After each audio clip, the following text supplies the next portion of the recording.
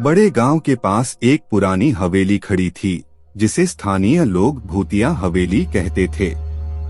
हवेली में कई सालों से कोई रहने वाला नहीं था, क्योंकि लोग कहते थे कि यहाँ रात के समय अजीब सी आवाजें सुनाई देती हैं और किसी भी व्यक्ति को यहाँ रहने का साहस नहीं करता था।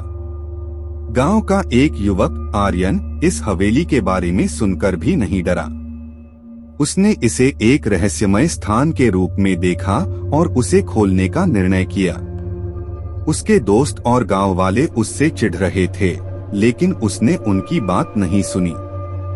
एक रात आर्यन ने अपने दोस्तों को साथ लेकर हवेली की ओर बढ़ा। हवेली के दरवाजे खुलते ही उन्हें एक अजीब सी सुगमता महसूस हो रही थी। हवेली के अंदर उन्होंने देखा कि सभी कमरे विशाल और आलसी थे, अच्छी तरह से सजे हुए और साफ सुथरे। गांव वालों की बातों के खिलाफ यहाँ कुछ अजीब नहीं था।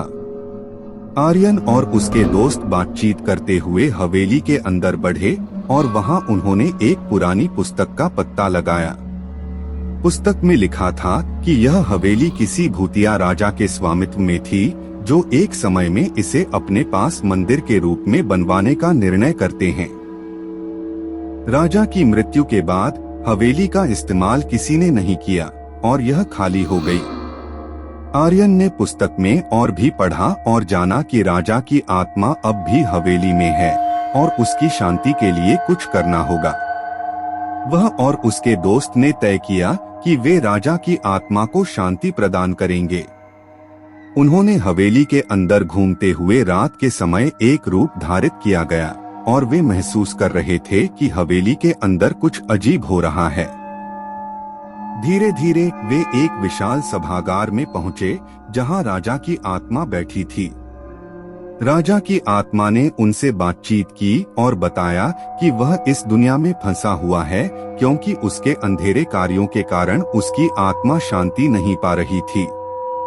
आर्यन और उसके दोस्तों ने राजा से माफी मांगी और उसकी आत्मा को शांति प्रदान की। राजा की आत्मा ने हवेली को छोड़ा और हवेली एक नए चैप्टर के साथ अब सुख शांति से भर गई थी। गांव वालों ने भी देखा कि अब हवेली में भूतों की कोई असर नहीं है और वे भी हवेली में पूजा करने लगे। आर्यन और उसके दोस्तों ने गांव को एक नए आत्मविकास का दौरा प्रदान किया और वहां की भूतिया हवेली अब एक शानदार इतिहास से जुड़ गई थी। बड़े